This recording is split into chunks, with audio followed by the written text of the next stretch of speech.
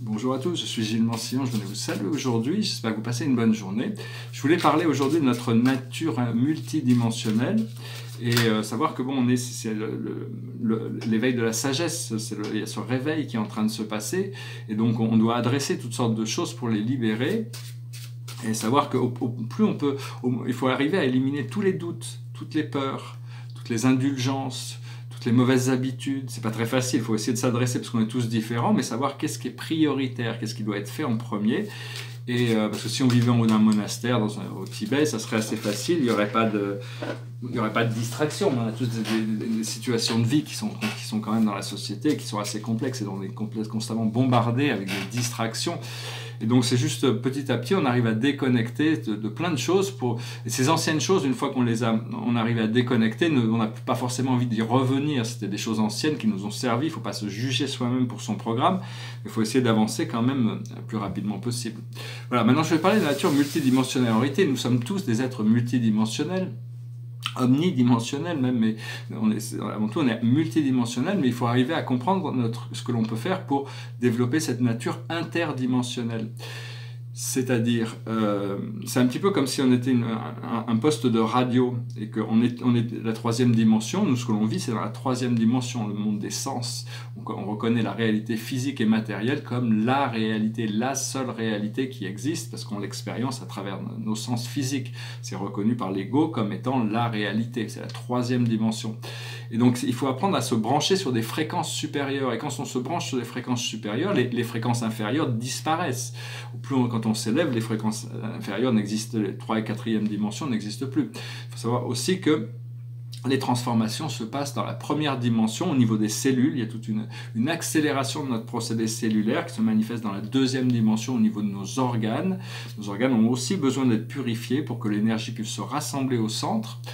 Et ce champ de la troisième dimension, progressivement, quand on s'aligne avec notre 4e dimension, notre monde émotionnel et nos projections astrales, notre corps des désirs, une fois que tout est aligné, on arrive à s'élever dans la 4e dimension, dans les plans astro supérieurs, où on arrive à trouver une intégration, mais il faut compléter ce procédé pour arriver à trouver cette intégration qui trouve sa résolution dans la 5e dimension. La 4e dimension, la 3e dimension, c'est l'acceptation du monde physique tel on nous l'a appris. La 4e dimension, c'est la recherche de savoir, de penser qu'il y a plus que ça à découvrir. La vie n'est pas juste ce monde physique, il y a plus. C'est le monde du rêve aussi. Et donc une fois que l'on a intégré tout ce monde de la 4e dimension, c'est un monde de recherche, c'est les plans astro, on recherche quelque chose d'autre, et tout ce que l'on recherche, on le trouve à partir de la 5e dimension, c'est-à-dire le point de connexion avec tout ce qui est. Bien sûr, c'est très important de faire de la méditation. J'ai écrit un livre aussi qui s'appelle « Quand je ne rêve pas, je suis », qui est dans mes playlists. Je vais bientôt le publier quand même pour qu'il soit plus facile à étudier, mais enfin déjà, ça parle que de ça, de notre nature interdimensionnelle, et ça donne pas mal d'outils pour développer cette nature interdimensionnelle. Il faut apprendre la méditation, mais il peut y avoir des procédés créatifs qui nous permettent, en groupe, de nous projeter dans une dimension supérieure de réalité pour avoir cette expérience pendant 20 minutes. Si on est en groupe, c'est très solide, c'est très fort, on est soutenus les uns et les autres. Alors quand on le fait tout seul, des fois on peut être distrait par nos pensées critiques ou quoi que ce soit, alors que quand on fait ça en groupe, c'est beaucoup plus puissant. J'aimerais bien rencontrer des gens physiquement autour de moi qui soient prêts à faire ça, mais j'en ai pas ici de toute manière, donc bon, je pratique tout seul pour le moment. Peut-être ouvrir une agence de voyage plus tard pour voir si on peut faire des initiations et une agence pour la recherche technologique et scientifique. Et donc, une fois qu'on trouve cette 5e dimension, on est connecté, c'est ce que l'on recherche, c'est l'aboutissant, c'est d'arriver à ce point de connexion éternelle, de bien-être au-delà du monde physique, au-delà du temps, au-delà de l'espace. C'est les plans galactiques. Et après, il y a la 6e, 7e dimension. La 7e dimension étant l'apex de l'évolution de la conscience individuelle, qui ouvre après sur les consciences collectives dans la 8e dimension. Mais il a été expliqué que si on arrive à rester dans une méditation sans aucune pensée, juste sans aucune pensée pendant 8 minutes, on arrive dans la 7e dimension. Mais c'est très difficile de libérer suffisamment d'espace dans son esprit pour... c'est possible, hein, mais déjà mettre 10 secondes entre les pensées, ça peut déjà aider, respirer, ralentir le procédé mental pour arriver à trouver plus de sérénité et de paix. Voilà, j'espère que ce message aura été intéressant pour vous. Bon, après, au-dessus, c'est une matrice, c'est une sous-matrice de 12 dimensions. Et éventuellement, ce que l'on veut atteindre quand même, c'est notre moi éternel, se rappeler. En réalité, toute la vie est créée depuis l'intérieur vers l'extérieur. Ça, scientifiquement, je pense que c'est déjà compris. Quand un fœtus, le fœtus, il se crée depuis l'intérieur. Il commence par le cœur et les plantes se créent depuis l'intérieur. Tout est créé depuis l'intérieur. Et donc, ce que l'on veut, c'est rencontrer, quand on connecté avec notre moi intérieur, notre moi divin qui est connecté avec l'univers du Créateur, l'univers de la source. Et donc, il faut apprendre à connecter avec cette énergie dans le cœur, savoir que notre être divin, notre moi supérieur, notre moi intérieur est tout le temps dans l'amour et tout est amour. Mais avant de pouvoir le réaliser, il faut se débarrasser de tout ce qui est contrasté en relation de ça. Quand je dis qu'il faut devenir un aussi, je voulais dire il faut absolument pas devenir un avec le mal, avec l'ignorance, avec toutes ces choses qui sont discordantes. Il faut devenir un avec tout ce qui est vrai.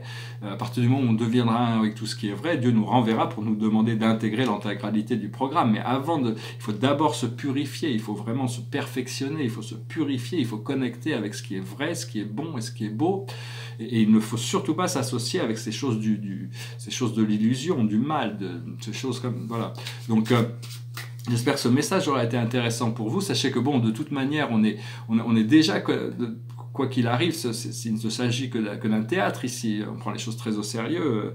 Des fois, c'est très très difficile. Il y a des périodes faciles et des périodes difficiles. Mais au plus on veut avancer vite, au plus les obstacles peuvent devenir énormes aussi. Parce faut avoir la confiance de savoir, de ne plus avoir de distraction, se laisser constamment, être constamment dans ce flot, cette rivière d'énergie qui n'est que positive, qui n'est que bien, qui n'est que voulu, qui n'est que lumière. Et arriver à éliminer toutes ces autres choses qui nous empêchent d'avancer vers cette lumière.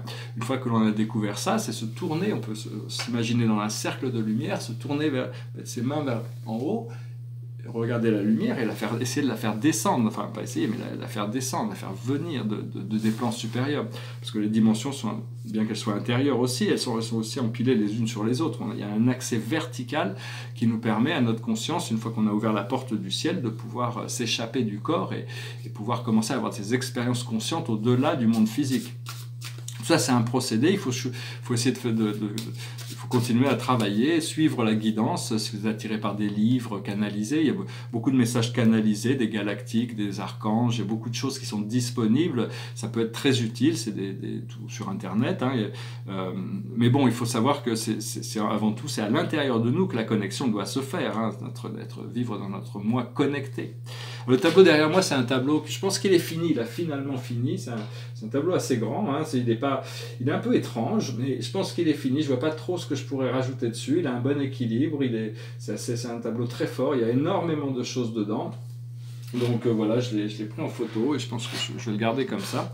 Je vais tirer quelques cartes pour voir passé, présent, futur.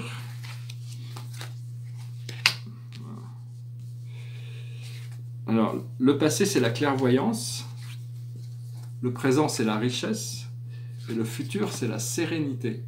Alors ça, c'est assez extraordinaire. Voilà. Donc, on travaille sur notre destinée, et l'aboutissant, c'est l'habilité à passer par-dessus les épreuves, c'est se débarrasser de toutes ces idées d'épreuves. Donc, c'est une fois qu'on sera serein, une fois qu'on sera aligné dans notre destinée, on aura réalisé de notre richesse intérieure et extérieure, on pourra affronter toutes ces choses de manière lucide. Et on pourra apporter la justice, la balance, l'équilibre, l'harmonie, parce qu'on doit trouver ce point d'équilibre, ce point d'harmonie.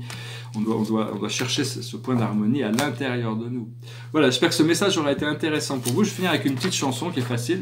J'ai un peu mal à la gorge, donc je vais chanter une petite chanson facile et romantique. C'est une chanson de Serge Gainsbourg. Écoute ma voix, écoute ma prière, écoute mon cœur qui bat, laisse-toi faire. Je t'en prie, ne sois pas farouche, quand me vient l'eau à la bouche. Je te veux confiante, je te sens captive, je te veux docile, je te sens craintive. Je t'en prie, ne sois pas farouche, quand me vient l'eau à la bouche. Laisse-toi au gré du courant, porter dans le lit du torrent, et dans le mien, Si tu veux bien, quittons la rive, partons à la dérive. Je te prendrai doucement et sans contrainte. De quoi tu peur, allons, n'aie nulle crainte. Je t'en prie, ne sois pas farouche, quand me vient l'eau à la bouche. Cette nuit près de toi, je viendrai m'étendre. Oui, je serai calme, je saurai t'attendre. Et pour que tu ne t'effarouches, vois, je ne prends que ta bouche. Voilà, merci à Serge Gainsbourg. Toutes ces belles chansons, il y a plein de chansons qui ont bercé mon enfance. Je vais tirer quelques cartes, juste pour finir, pour la cache. Je vous remercie d'être resté jusqu'à la fin, de souscrire si vous n'avez pas encore fait, d'aimer, de partager, de commenter, de laisser des commentaires s'il y a des sujets que vous voudrez que je me voie adresser. La plus haute sagesse, c'est les Amérindiens, c'est arriver à simplifier sa vie pour vivre plus en harmonie avec la nature. Ce que l'on doit comprendre, c'est la chevalerie. Il faut être sans peur et sans reproche. Il faut se tenir à ses principes, être courageux. Ce que l'on doit faire, c'est la faim et l'alimentation. Il faut arriver à dominer ses désirs, dominer ses sens, disons, arriver à quand même maîtriser un petit peu, d'être plus en contrôle qu'en soumission par rapport à ses besoins de sens, être plus en soumission à l'âme qui, elle, est intemporelle. Le problème, c'est que bon, il y a le grand moi et le petit moi, le grand moi étant Dieu, le petit moi étant l'humain, l'un et l'autre, et donc le grand moi n'a aucune nécessité, et donc mais il est conscient, donc bon, il faut arriver à réintégrer le plus possible de cette nature divine. Et l'aboutissant, c'est la 5e dimension, c'est la nature galactique, connectée avec les galactiques. On a tous des connexions galactiques à Sirius, à Pléiade, à Arcturus, on a tous vécu des vies là-bas, on a tous de la famille là-bas, on a laissé des amis et de la famille là-bas. Donc appelez les galactiques. Et une fois qu'on arrive à dominer nos sens, on arrive à intégrer la nature homme-femme, on arrive à retourner, parce que dans le corps de lumière, il y a une intégration du mental et de l'émotionnel, de la nature divine, et on pourra trouver cette vie communautaire. Les choses vont changer cette année, dans le monde entier, le monde physique va changer, donc il faut s'y préparer, pour préparer à apporter notre assistance le plus possible, être prêt pour pouvoir agir de manière lucide et sereine. Voilà, je vous remercie beaucoup, je vous souhaite une excellente journée, je vous dis à très bientôt, et je vais essayer de revenir à vous avant la fin de l'année pour voir si, à moins que je sois appelé ailleurs. Merci beaucoup, namasté.